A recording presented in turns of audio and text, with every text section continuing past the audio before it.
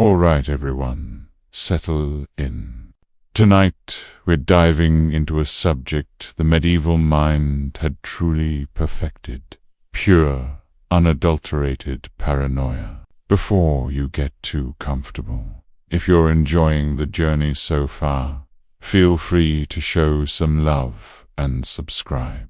And drop a comment below. Tell me where you're watching from and what time it is there.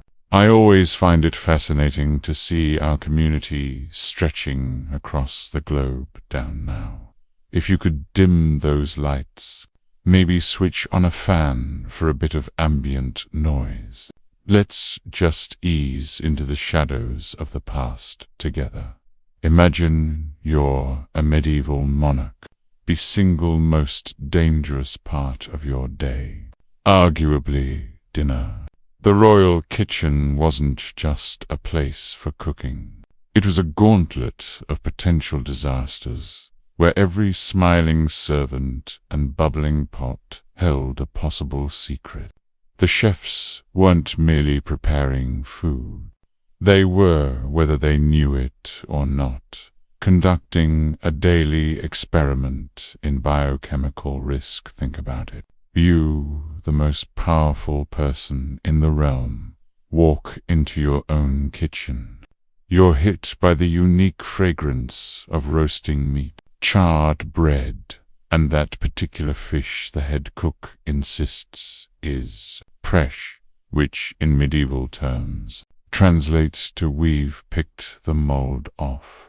And that's before anyone even thinks about treachery. This is why kings employed food tasters. It sounds like a noble title until you realize the job description is essentially, please eat this questionable pottage and see if you expire. It's the only career where making it to dessert qualifies as a major professional achievement. These individuals sampled every single dish. If they were fine, the king dined. If they weren't, well, the king suddenly developed a craving for a different pot of stew, preferably from the cook who looked less like a conspirator. But here's the thing. Medieval rulers weren't just being overly suspicious. Poisoning was practically a popular hobby. Why go through the messy, expensive hassle of a civil war when a discreet powder in the royal wine could achieve the same result? Consider King John of England. Historical accounts strongly suggest he had a hand in poisoning a rival, which seems entirely in character for a man who once managed to misplace the crown jewels in a marsh. Bore him. It might have just been a typical Tuesday. Over in the Byzantine Empire, they elevated culinary assassination to an art form. Courtiers traded toxic substances with the casualness of modern traders swapping cards. Some emperors seemed to spend less time ruling and more time anticipating the moment they dramatically clutched their gut during a feast, allowing the next in line to take the throne. Even the Pope's inner circle wasn't immune. More than one high-ranking clergyman conveniently passed away right before a crucial vote. Chroniclers wrote it off as divine will, which was the medieval way of saying, don't ask what was in the gravy. So, were kings paranoid? Absolutely. But in many cases, they weren't paranoid enough. Every meal was a potential trap. Every sip was a gamble. In medieval Europe, staying alive wasn't just about divine right or a strong army. It was about having a taster with a very robust constitution. Medieval Europe was haunted by two main terrors. The first, anything that moved in the forest after sunset. The second, anything that moved in the forest after sunset while humming a tune. This brings us straight to one of the period's most widespread conspiracy theories: secret pagan groups meeting in the woods, performing forbidden rites under the moon, almost certainly without shoes, and definitely without a bath. The locals swore these cults were real. The church insisted they were real. Even the livestock probably suspected something. And for the Middle Ages, this conspiracy was surprisingly based in fact. But forget images of dark sorcerers summoning demons. The reality was far more mundane. A small group of tired farmers, sneaking off to the forest to sing half-remembered songs, burn some herbs, pray and desperately pray for their crops not to fail. Life back then was brutal. You spent half your time hungry and the other half trying not to die from the element. Bith, lighting a candle among the trees and whispering a plea to an old spirit, brought a sliver of comfort. People were going to do it, and they did. These weren't sinister cabal. They were more like unofficial support groups, but with better aromatherapy. The church, of course, saw it differently. Anything not officially sanctioned by Rome was automatically considered a plot by the devil. Enter the cult hunters, priests who would venture into the woods armed with torches, holy water, and virtually no wilderness skills. Usually, they'd stumble over a root, get spooked by a badger, and return home claiming to have vanquished a dark presence. But occasionally they'd find something, an ancient stone circle, still in use, bundles of herbs burned in strange arrangements, symbols carved into trees that predated the cross, a handful of peasants who were very reluctant to talk about their evening activities. The most famous of these groups were the Benedonti in Italy. These were people who claimed their spirits left their bodies at night to battle witches and protect the harvest. The incredible part, they genuinely believed it. When the church questioned them, expecting confessions of demon worship, they got what sounded like a medieval version of a superhero story. Then there were the healers, often women, who used knowledge of plants, homemade salves and moonlit rituals to cure sickness. Knowing about herbs wasn't a crime, unless you were too good at it. Then, suddenly, it was dark magic. So yes, the rumors were true. Medieval Europe did have secret pagan groups meeting in the forests. They weren't evil or monstrous. They were just very determined to hold on to a little bit of the old ways, despite the church's best efforts. If you imagine medieval monks as serene figures, quietly transcribing texts and baking simple bread, I have some news for you. A number of them were essentially the medieval equivalent of intelligence agents, dressed in robes, while commoners prayed and nobles plotted. Certain monasteries were running a very different kind of holy operation, information gathering, and yes, that's a polite term for espionage.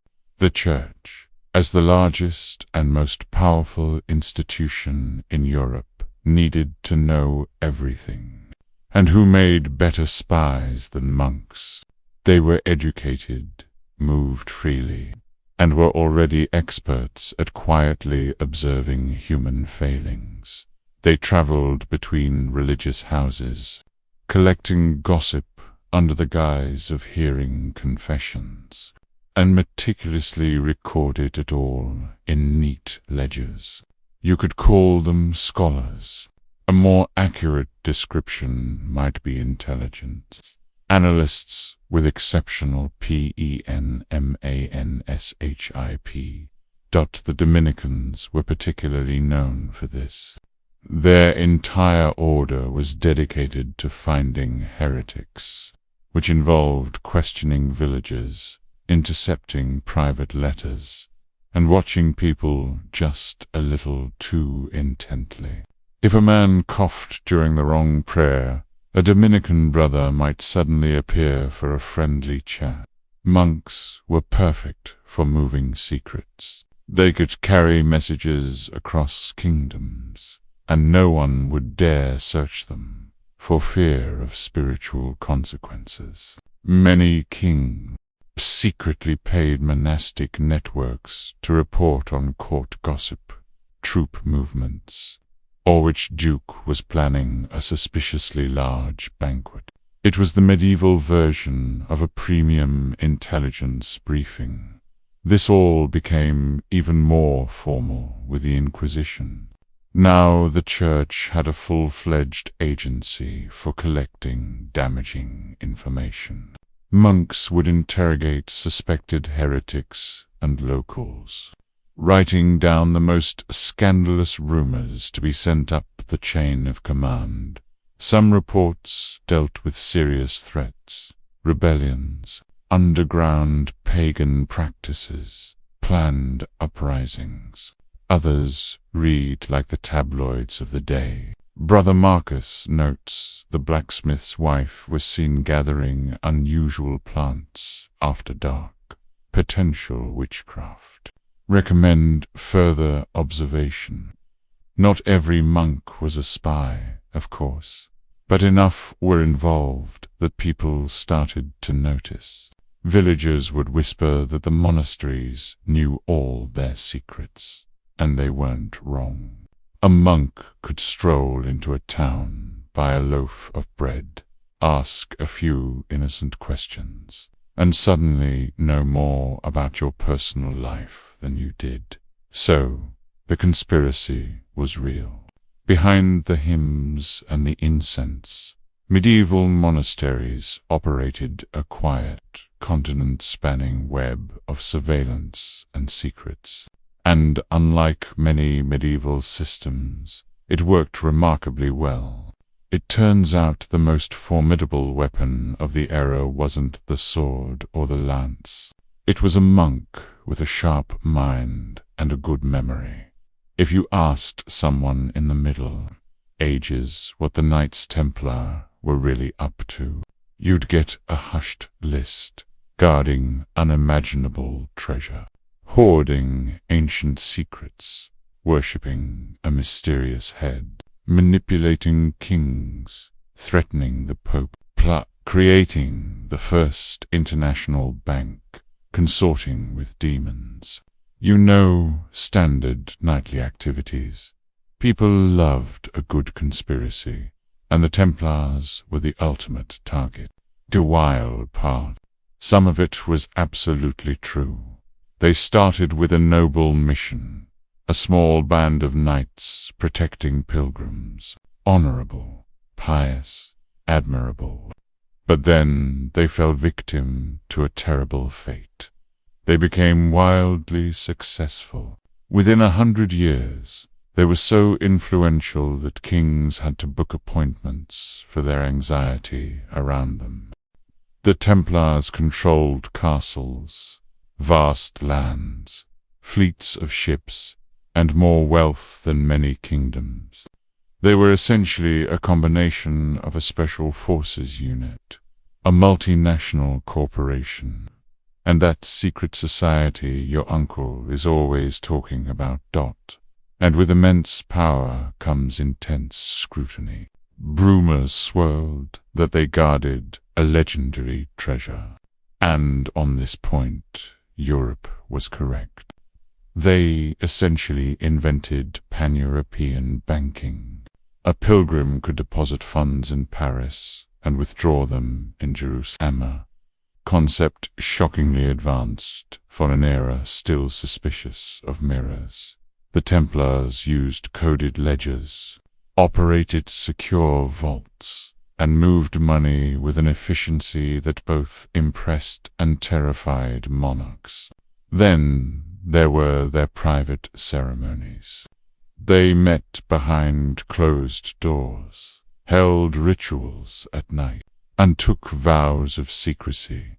Naturally, everyone assumed they were worshipping a mystical severed head called Baphomet, which is medieval for "we don't know what they're doing, so let's assume it's the worst." The truth was far more boring. Their secrets involved internal discipline and organizational rules. Dull, but the medieval imagination couldn't accept dull. It demanded drama, and drama it received. King Philip IV of France, who was permanently bankrupt and very skilled at blaming others, decided the Templars were heretics, which was code for "I want their money." He had them arrested, tortured, and forced to confess to absurd charges that make modern conspiracy theories seem tame. But here's the twist. Philip wasn't completely wrong. The Templars did possess a massive treasure. They did run a secretive financial empire. They did keep certain knowledge from the public, not dark arts, but banking codes and military logistics. To medieval Europe, however, that was practically the same thing. So yes, the Templars were victims of slander, but they were also guilty of being too powerful and too secretive. Their mystery wasn't magic. It was just excellent accounting, which in the Middle Ages was itself a kind of sorcery. When the Black Death swept into Europe in 1347, everyone scrambled for an explanation. What was causing it? How was it spreading so fast? Why did it favor crowded, filthy cities? Most people blamed evil spirits, foul air, or their neighbor's strangely behaved pig. But a particularly compelling theory emerged. The Church knew more about the plague than it was letting on. And disturbingly, this time, the conspiracy had some truth to it. The papacy and high-ranking clergy had access to documents ordinary people never saw. Medical reports, letters from merchants, logs from incoming ships. They knew when outbreaks were ravaging port cities. They knew when trade routes were shutting down. They knew entire monasteries were being wiped out, while peasants were in their fields wondering why the person next to them had suddenly broken out in sores. Bishops were discreetly packing their bags and moving to their country estates with superior ventilation. To be fair, medieval clergy weren't scientists. Many believed illness came from an imbalance of bodily fluids, or that it was a punishment from a displeased God. But they had one key advantage: information. And in the Middle Ages, information moved slower than a cart stuck in the mud. There are records of bishops ordering city gates closed right before a plague wave hit, without explaining why. Monasteries barricaded themselves from the inside. Clergy sent coded warnings to one another with phrases like, "The air grows thick," which was medieval for "stay indoors. Everything is falling apart." Even quarantine orders were sometimes issued before the sickness was visibly present, meaning someone, somewhere, had advanced knowledge. Merchants wrote of receiving strange advisories from church contacts, telling them to avoid certain ports weeks before the plague erupted there. That's not prophecy. That's privileged information. Meanwhile, the public was given less practical advice. Repent, pray more fervently, burn sweet-smelling herbs, or avoid too much happiness. Yes, truly, excessive joy was considered a risk factor. The medieval commitment to misery was impressive. So, did the Church intentionally hide the truth? Probably not with outright malice. But they certainly prioritized their own safety and withheld timely warnings to prevent panic. Maintain authority was simply because they had no real solution. In the end, the common people weren't mistaken. Someone did know more. They just weren't sharing.